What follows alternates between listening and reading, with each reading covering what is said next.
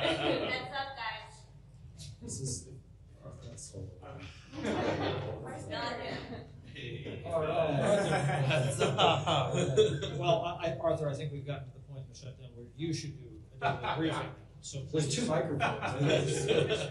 829, Republican shutdown.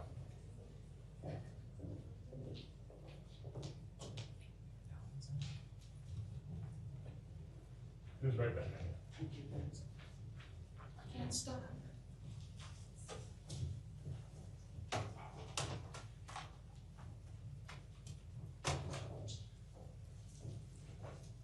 Good afternoon, everyone.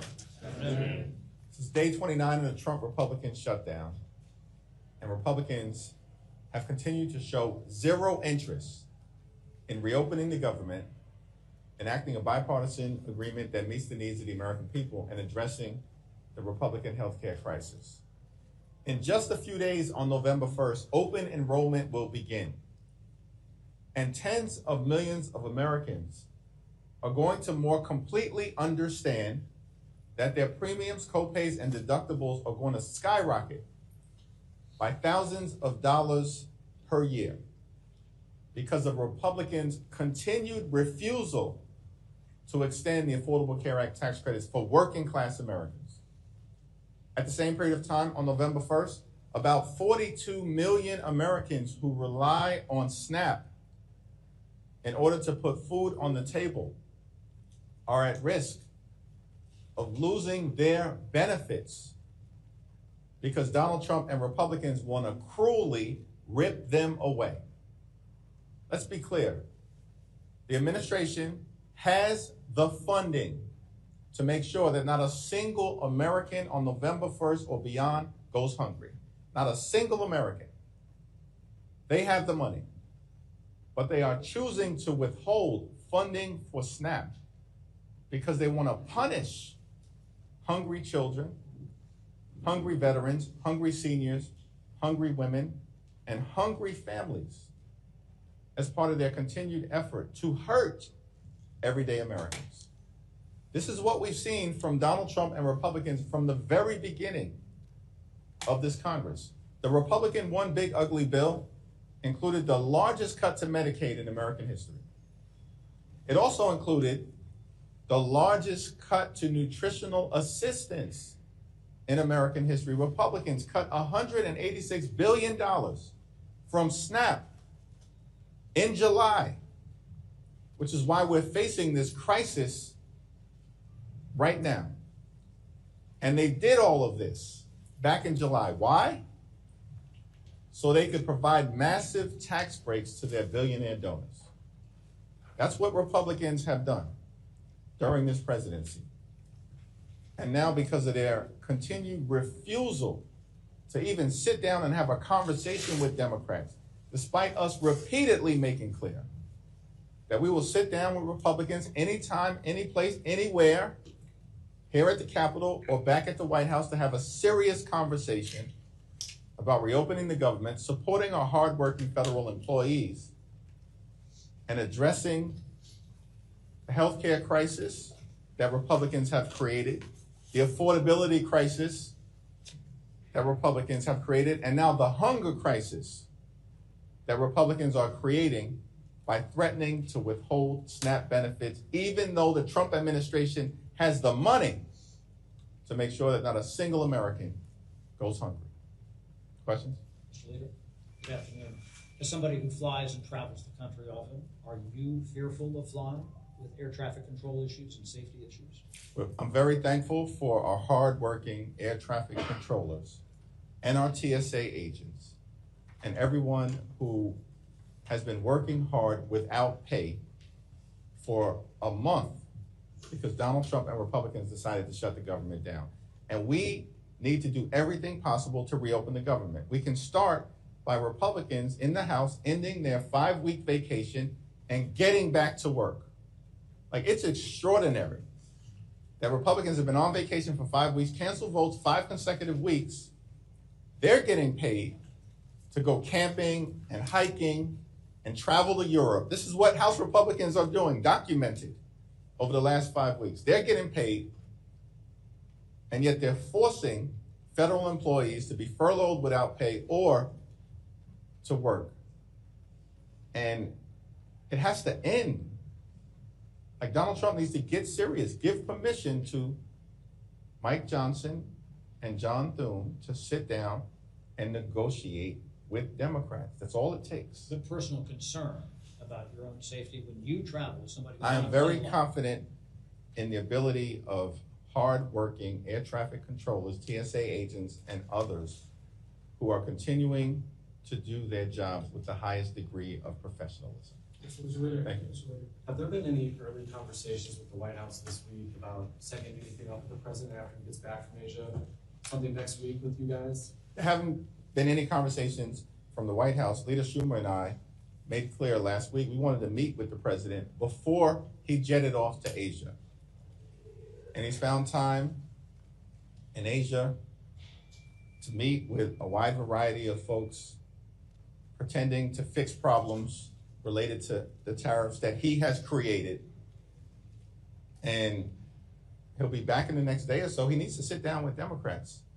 Like, for 29 days, understand, Donald Trump has spent more time talking to Hamas and the Chinese Communist Party than he has in talking to Democrats on Capitol Hill to end the Trump shutdown, reopen the government, find a bipartisan path toward a spending agreement that actually meets the needs of the American people, and address the healthcare crisis that Republicans have created.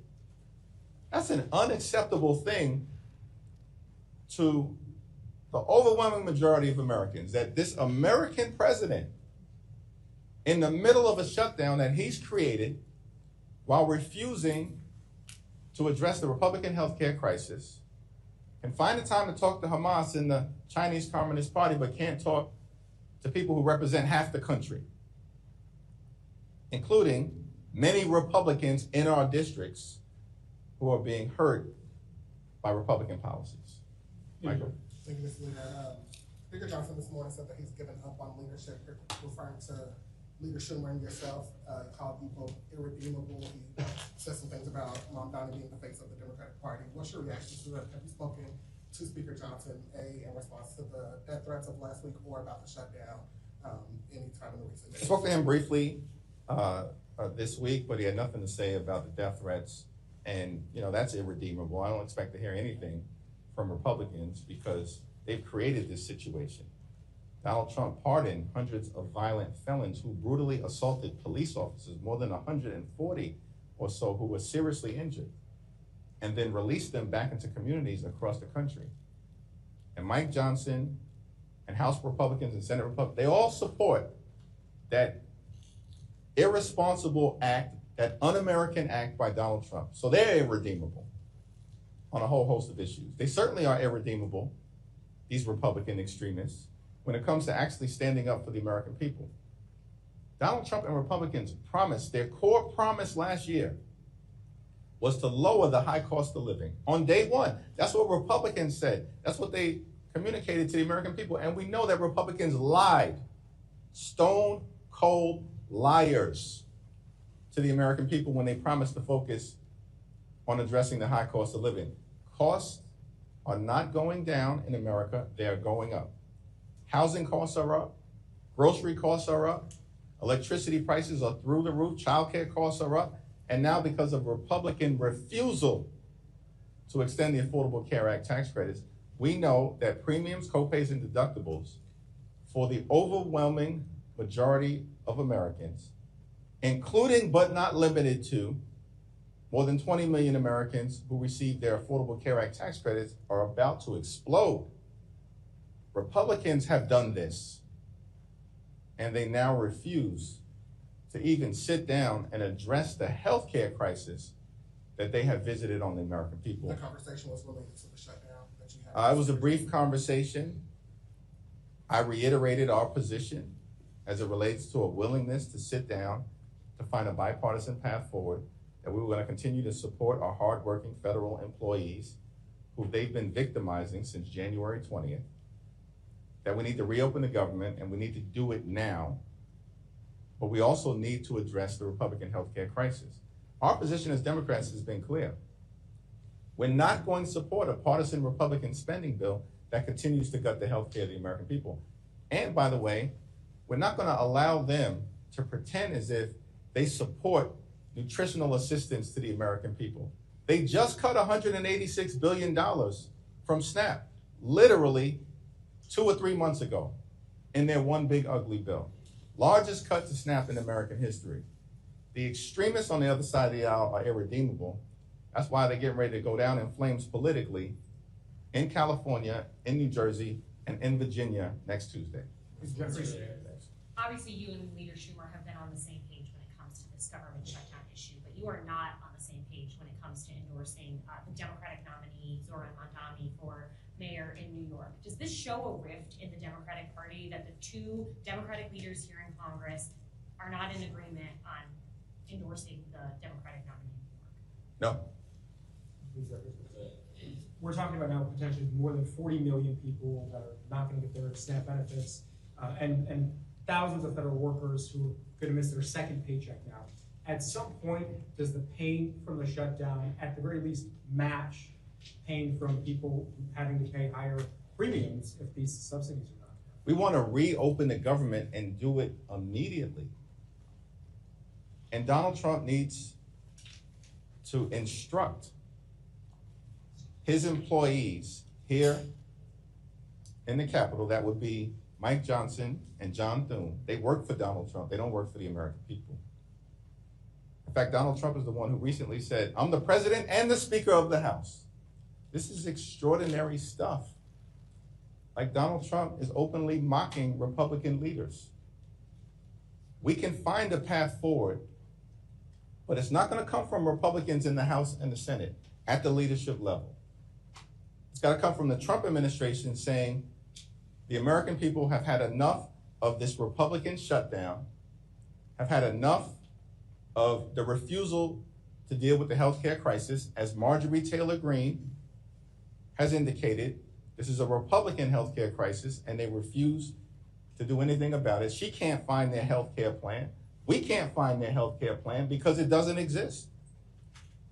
So all of this pain that's being visited upon the American people by Donald Trump and Republican policies needs to end. And we're saying we remain ready, willing, and able to find that bipartisan path forward to ending it and addressing the needs of the American people.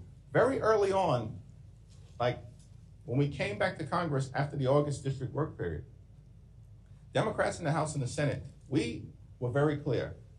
We want to enact a spending agreement that's bipartisan, but it has to meet the needs of the American people in terms of their health, public safety, and economic well-being, particularly as it relates to driving down the high cost of living. That shouldn't be too difficult to find common ground on if Republicans were actually serious, but they're not. And that's what we've seen from Republicans over the last 29 days. Thanks. You got it. Thank you, Mr. Leader. Some of your Democratic colleagues have said that they will be deferring their paychecks during the shutdown as federal employees, congressional staff, Capitol Police go without pay. As October comes to a close, what have you decided to do with your paycheck this month? I'll have more to say about that shortly, but this is an issue that I expect we'll discuss at the WIP meeting tomorrow. Thanks. You got it. You had a big setback this morning in Maryland, redistricting. How do you plan to overcome opposition from the state Senate president? So Governor Moore has been very clear that Maryland is prepared to respond, as we've seen in multiple other states across the country in just the last few days, to the Trump Republican effort to rig the midterm elections. And it's my expectation, based on my conversations with Governor Moore, my conversations with leadership in the Maryland General Assembly, and my conversations certainly with the Maryland congressional delegation, that the state of Maryland knows what the stakes are, understands the assignment, and as we are seeing in multiple other states, beginning with California, will respond aggressively and appropriately in short order. Thank you, Mr. Leader.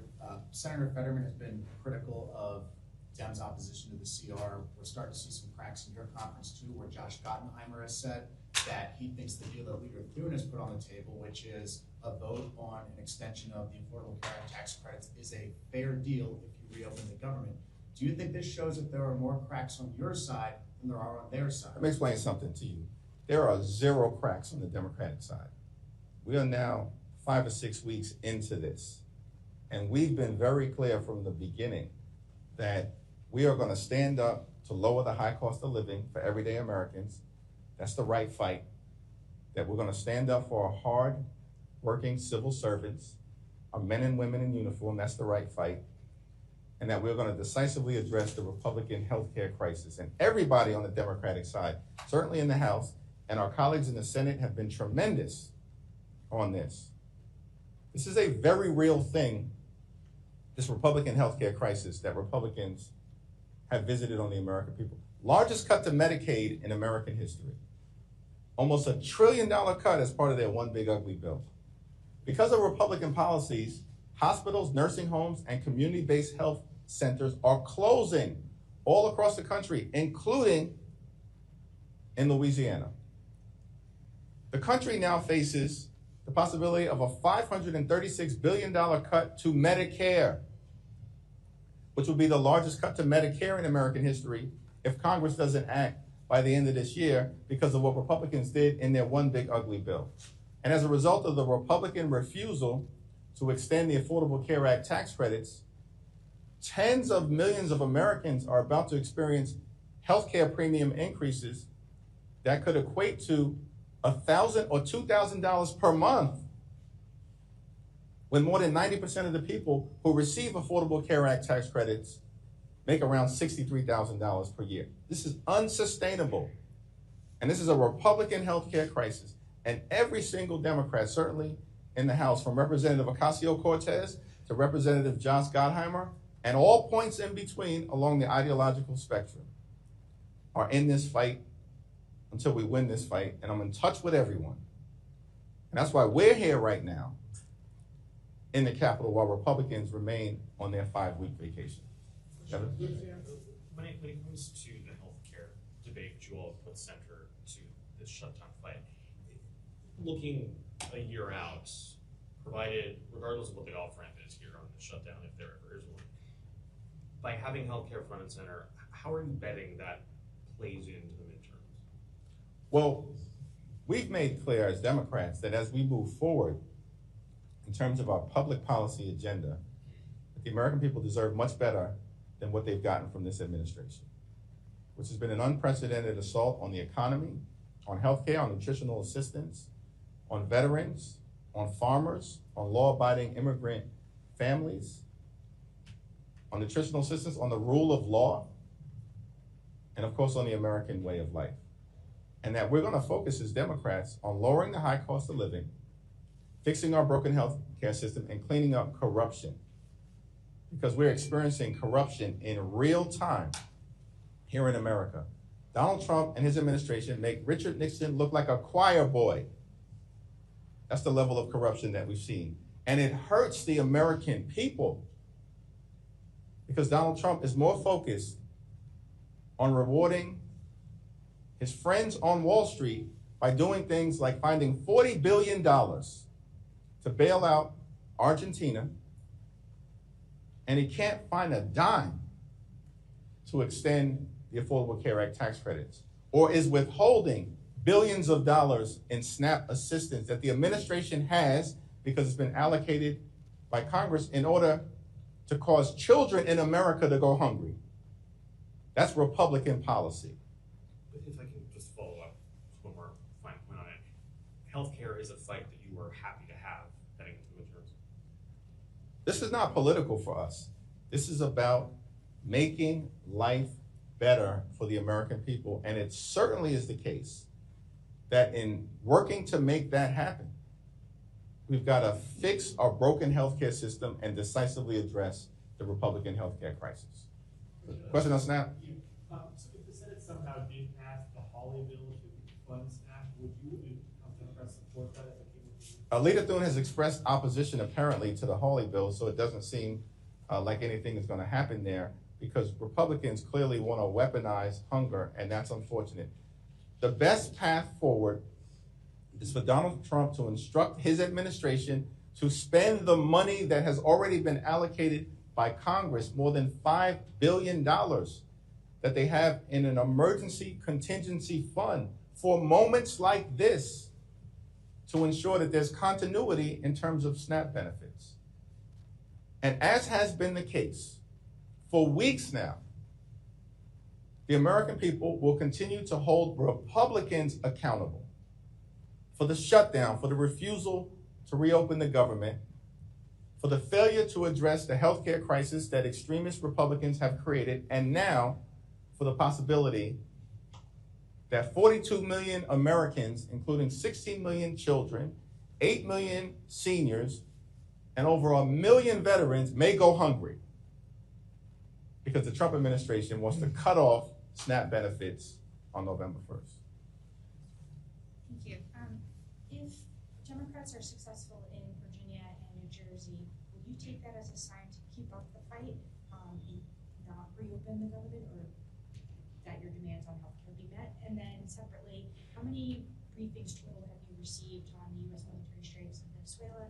And have you seen sufficient evidence that those were drug votes that they established? There's been zero evidence presented to me, and I believe that has been presented to the Gang of Eight and certainly to the Congress to justify the strikes that have taken place based on what has been presented to us by the administration. It's my understanding that there is going to be a briefing tomorrow that I think will be hosted by the Armed Services Committee, and we'll see whether the administration can finally come forward with evidence as to the nature of the people who are being killed, their connection to the drug trade, and what legal authority does the administration have to engage in what some have characterized as extrajudicial killings. In terms of what may happen next Tuesday, that's on the non-governmental side.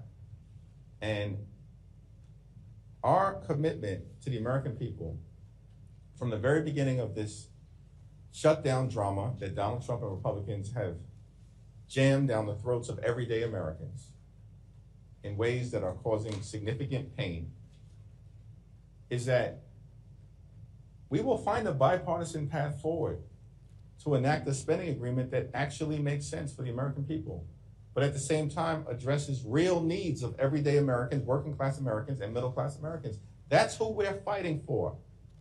Not the wealthy, the well-off, and the well-connected. We leave that to the Republicans. They do that well. We're fighting for everyday Americans, which includes addressing the healthcare crisis that is jamming them up. Now, what happens in Virginia and New Jersey and California, where I'm very confident that we will be successful, doesn't have anything to do, in my view, with the outcome in reopening the government. First of all, we need House Republicans to just show up for work. Are they coming back to Washington next Monday? It remains to be seen. And we need them to just simply commit to engaging with Democrats on Capitol Hill. Like, just give us a little bit of time. You've given Hamas time. Donald Trump has found time to give to the Chinese Communist Party, but can't spend a minute to reopen the government for the American people. Well, at the same time, we've seen Donald Trump bulldoze half the White House so he can create a ballroom where he will be celebrated by his sycophants like a king. This is extraordinary stuff. The American people know the Trump administration has gone too far. They are rejecting his policies, rejecting Republican policies. Republicans have broken every promise that they made on the campaign trail. Life isn't getting better. It's getting worse.